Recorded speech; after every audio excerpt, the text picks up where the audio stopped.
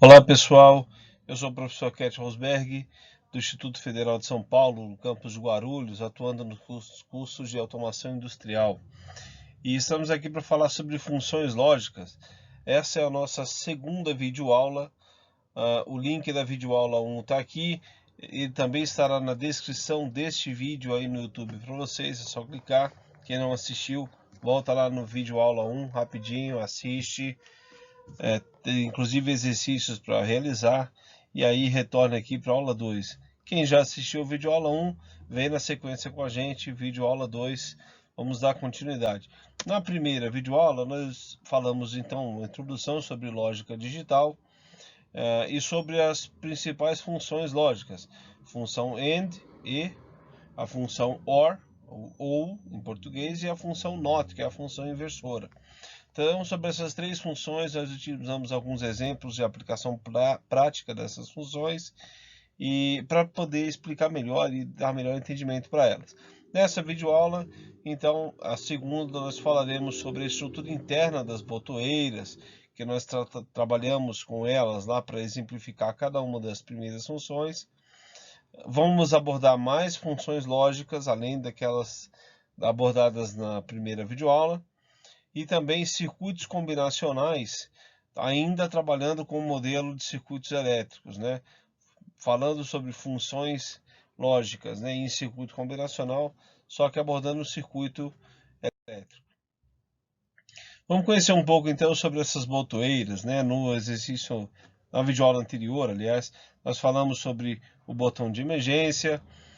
Existem botoeiras que, assim como o botão de emergência, são de retenção, ou seja, aquela que você aperta e ela fica na condição em que você apertou. Diferentes do botão de emergência, como essa daqui, que é uma botoeira também bastante comum, do tipo liga e desliga, mas se eu apertar a função liga, ela fica no liga. Se eu apertar no desliga, ela fica no desliga, ela retém aquele estado, mas existe uma gama de várias outros tipos de botões, né, de botoeiras industriais. Alguns do tipo chave seletora, ou posicionais, outras com iluminação, e existem alguns botões que são os que a gente pode utilizar nos nossos exemplos aqui.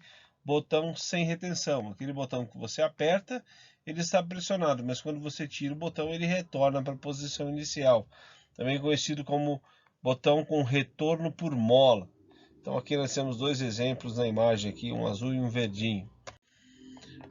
Vamos lá, como é que funciona então essa botoeira? Aqui eu fiz um desenho mesmo do que seria uma estrutura interna, um modelo, né, para se pensar facilmente aí na estrutura interna de uma botoeira, tá? Pensando em uma botoeira um pouquinho mais completa, dessas que tem os contatos normalmente fechado, aqui a sigla NF, e as que têm o contato também normalmente aberto, sigla NA, ok?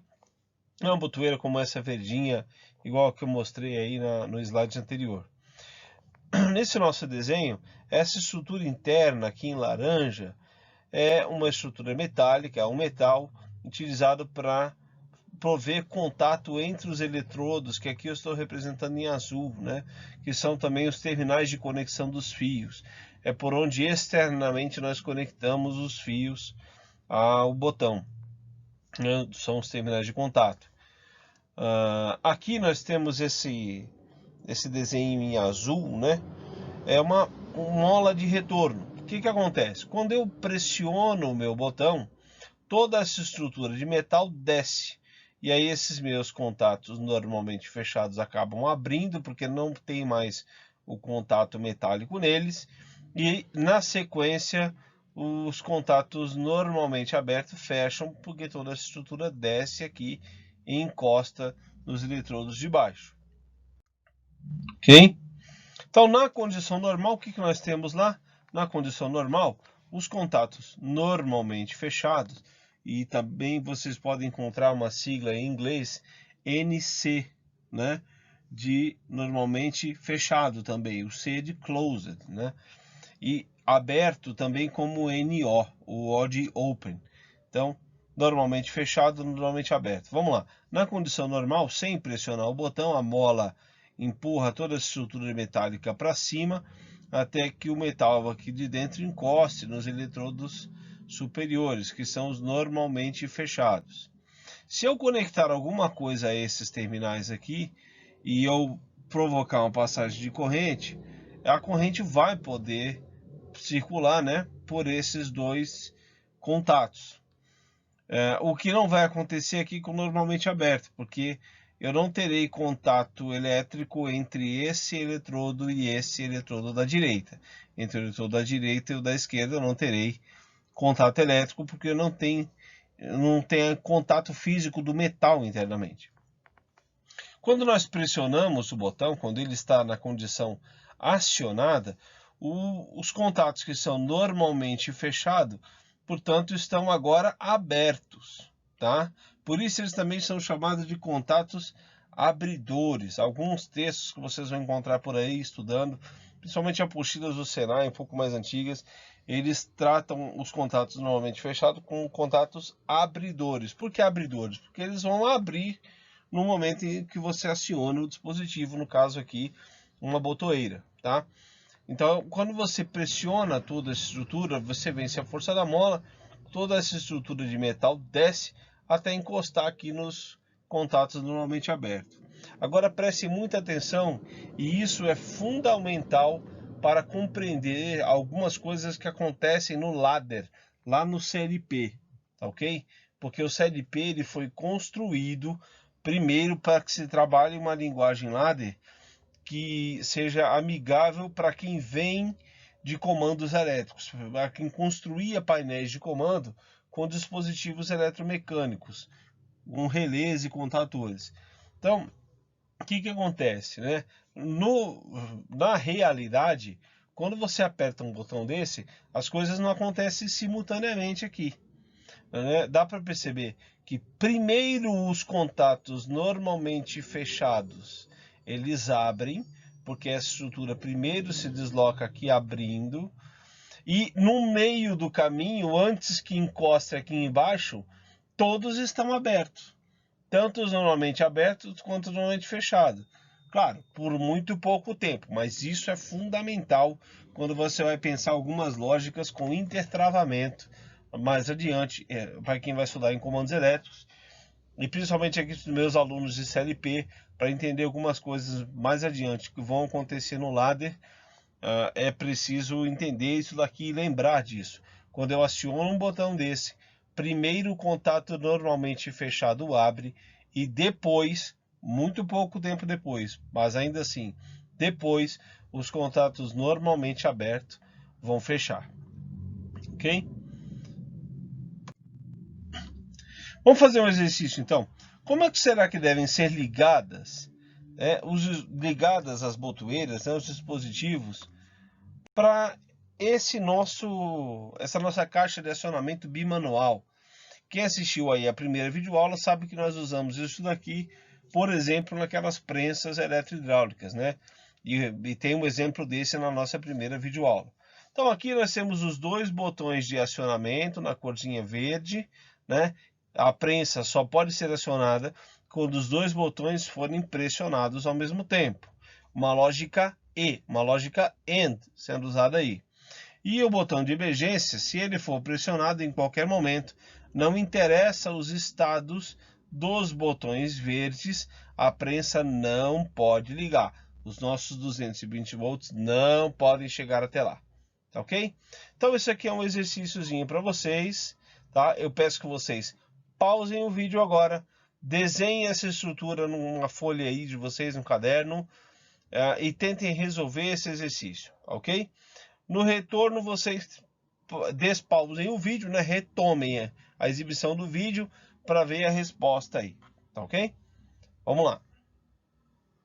Considerando que vocês fizeram a pausa, escreveram isso no caderno, tentaram resolver, vamos verificar agora se vocês chegaram à resposta correta. Como devem ser feitas as ligações aqui para que os 220 volts da nossa fonte de alimentação cheguem até a prensa, passando por essa sequência de botões, de forma que eu tenha uma lógica E, AND, entre os dois botões de acionamento verde, e uma lógica que é inversora nesse nosso botãozinho vermelho, para que a prensa não funcione quando o botão de emergência estiver pressionado. Vamos lá? Aí está a resposta para vocês.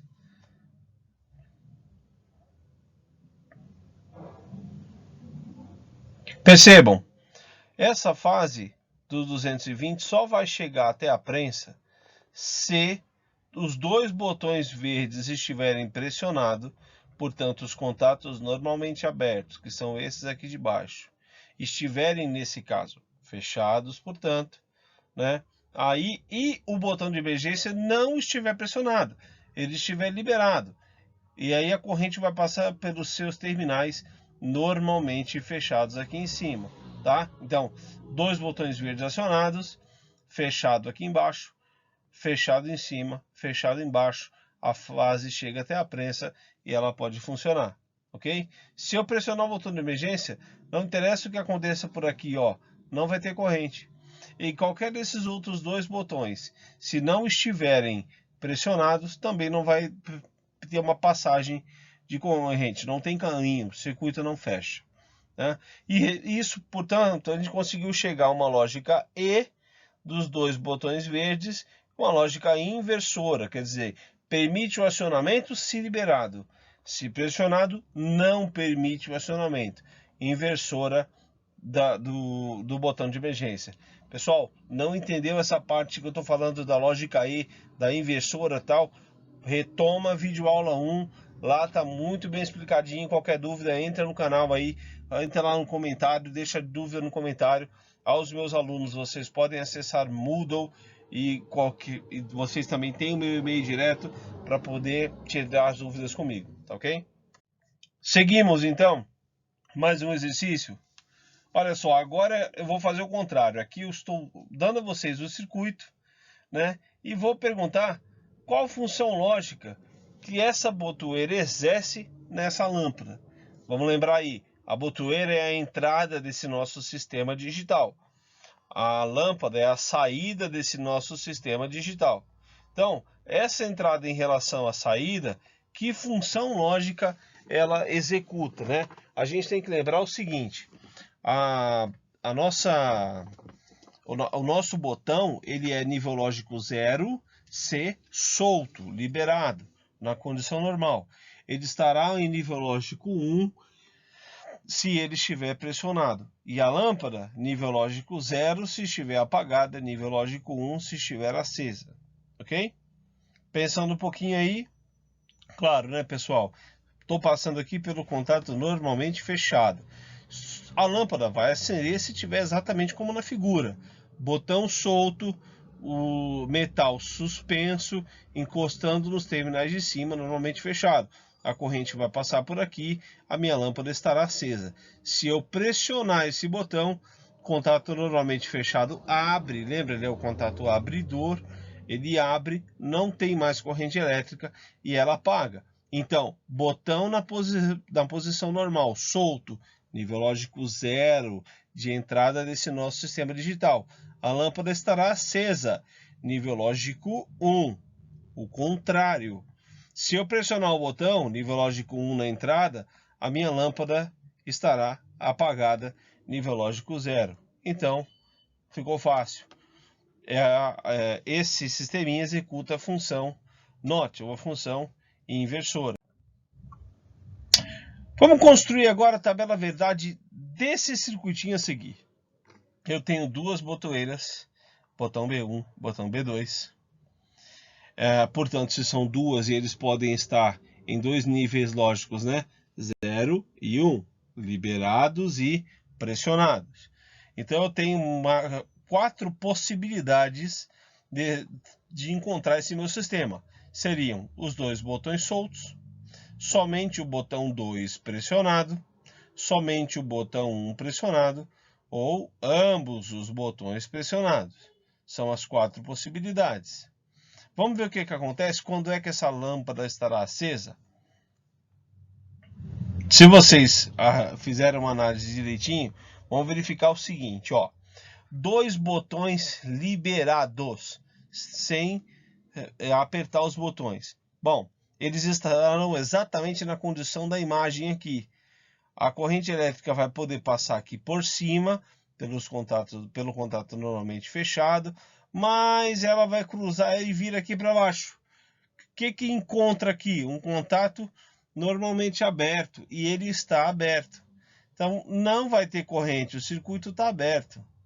A mesma coisa acontece com a fase tentando vir aqui pelo contato de baixo, pelo contato normalmente aberto de B1.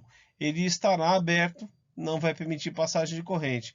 Portanto, com os dois botões liberados, eu tenho lâmpada apagada. Olha lá, dois botões liberados, entradas no meu sistema digital 0 e 0. A saída do meu sistema digital, que é a lâmpada, estará apagada. Nível lógico 0 também. O que acontece se eu tiver os dois botões pressionados?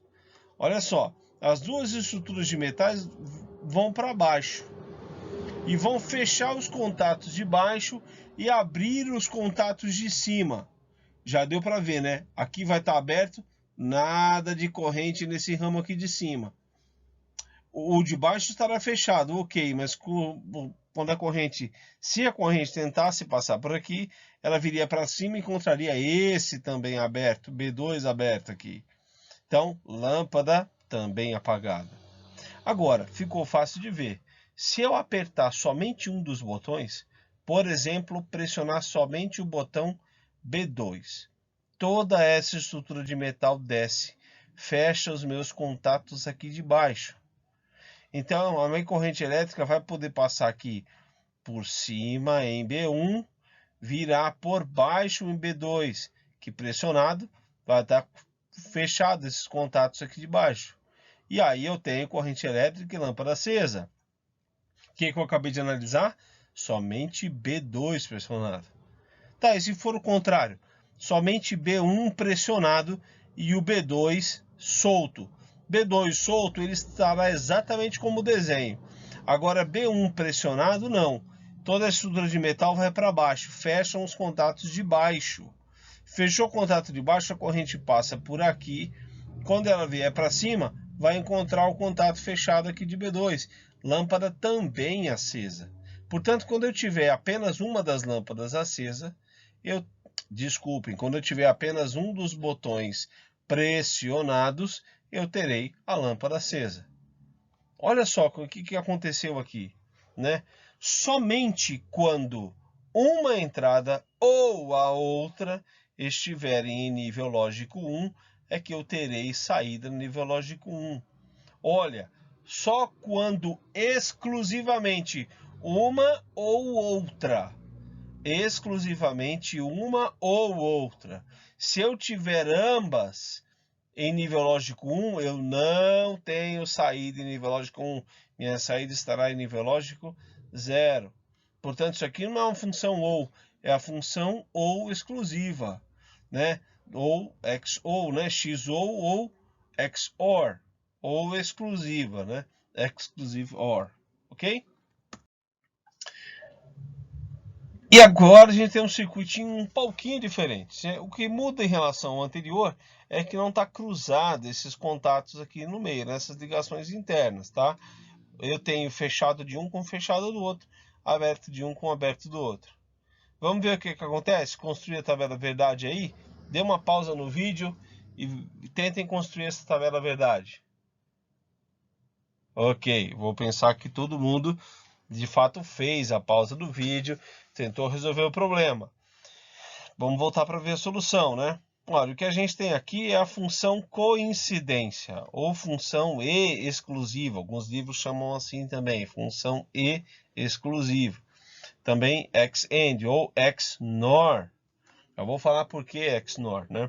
Vejam só o que acontece. Se os dois botões estiverem liberados, eles estarão exatamente como nessa figura, metal encostando nos terminais de cima. Claro, né? A corrente elétrica poderá passar aqui por cima de ambos os botões e acenderá a minha lâmpada. Portanto, dois botões liberados, entradas em nível lógico 0, terei lâmpada acesa, saída em nível lógico 1. O que acontece se eu pressionar ambos os botões? Bom, os dois metais aqui laranjinha vão para baixo. encostam nos terminais que são normalmente abertos aqui de baixo. Nesse caso, claro, eles estarão fechados. A corrente elétrica vai encontrar caminho aqui por baixo em ambos os botões e acenderá também a lâmpada. Então, 2 botões pressionados, as 2 entradas em nível lógico 1, eu também terei lâmpada acesa. A minha saída estará em nível lógico 1. Agora, se eu apertar somente um dos botões, hein? Claro, né, pessoal? Se eu apertar somente o botão B2, por exemplo, a corrente que só poderia vir aqui por cima de B1, quando chegasse aqui ia encontrar circuito aberto, ou seja, nada de corrente, não vai ter lâmpada acesa. O mesmo acontece se eu apertar somente B1. Se eu apertar somente B1, a corrente teria que passar aqui por baixo de B1. Acontece quando ela viesse aqui para o B2, ele estaria aberto, lâmpada como resultado também apagada. Percebam aí, essa nossa tabela do coincidência que está aqui, ó, ela é exatamente o inverso da nossa tabela ou exclusiva. Na ou exclusiva, a saída era 1 quando exclusivamente eu tivesse 1 em uma das entradas. Aqui eu tenho a saída em 0 nessa condição. E eu tenho 1 quando as entradas forem iguais. Aqui é o contrário, né? Na ou exclusiva. Por isso que ela é chamada de coincidência. Quando as entradas coincidirem, seja coincidir em 0 ou coincidir em 1, a minha saída vai estar em nível lógico 1. Quando as entradas forem diferentes, a minha saída estará em nível lógico 0. Ok? Então dá para ver aqui, ó, que uma é o inverso da outra, ou a outra invertida. Por essa razão, a função coincidência também é conhecida como não ou exclusiva, ou not XOR ou XNOR, ok? Então, vamos lá, falamos de mais 2 funções importantes aí, hein? Função coincidência e função ou exclusiva. Isso já nos habilita a fazer alguns exercícios.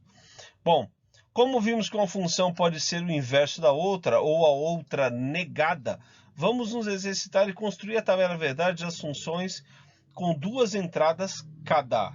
Uma para a função não e, outra para a função não ou. Então o que vocês têm que fazer agora?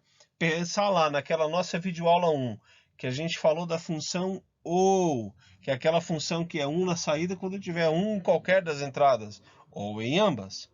Aí, como é que é a não ou, hein? Ora, a saída da ou, quando ela for 1, a não ou vai ser 0. Quando a saída da ou for 0, a não ou vai ser 1. O mesmo vale para a e a não e. Quando a e for 1, aqui na não e vai ser 0.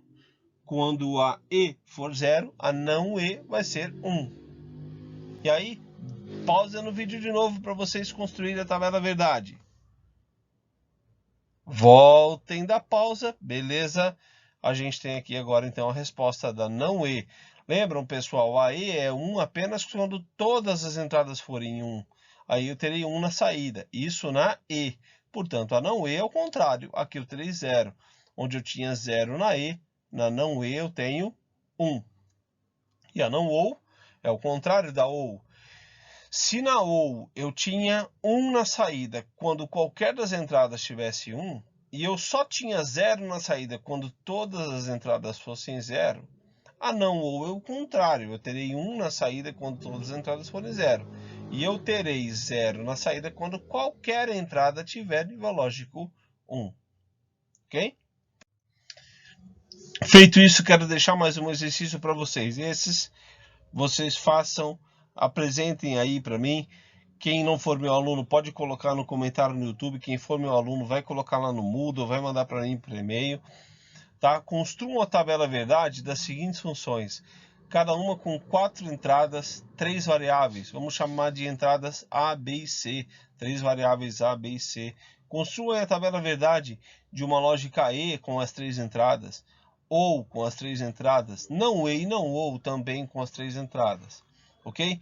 E em seguida, vamos desenhar circuitos elétricos de acionamento de lâmpadas, semelhante àqueles vistos aí agora há pouco, tá?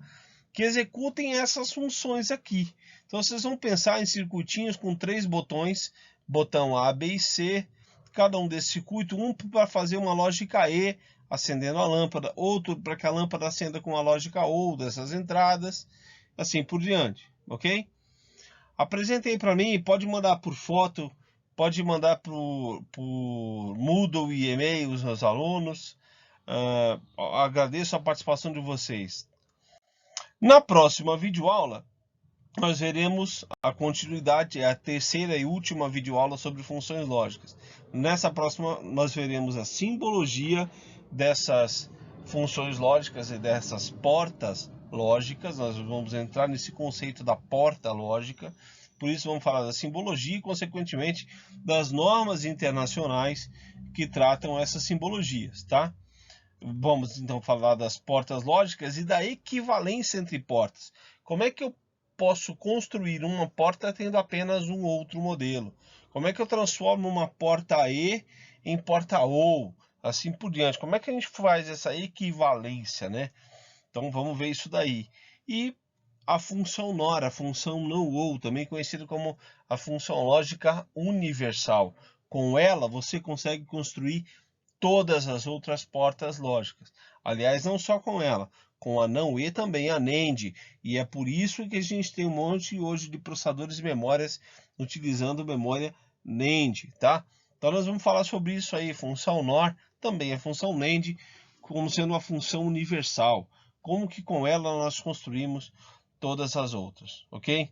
Pessoal, gostou do vídeo? Curte aí no canal, adiciona o canal, se inscreve no canal, adiciona lá a sinalização para que vocês recebam aí notificações quando cada vídeo for postado, tá? Nós temos um trabalho na sequência aí com várias videoaulas. Essa é a segunda de 3 videoaulas sobre funções lógicas. Nós vamos avançar para outros conteúdos como CLP, linguagem ladder e assim por diante. Então, tudo sobre automação industrial a gente vai construindo paulatinamente nesse canal, tá ok? Então vale a pena, quem quiser ficar recebendo essas videoaulas, se inscreve lá no canal, ativa o sino de sinalização para que vocês recebam as notificações, ok? Muito obrigado a todos, comenta, critica, elogia, dê a sua opinião aí que a gente vai melhorando essas aulas também. Tem dúvida? Coloca lá que eu vou dar atenção a todos, eu vou responder a todos os comentários do canal. Um forte abraço a todos, fiquem bem e nessa pandemia, quem puder, fique em casa. Muito obrigado.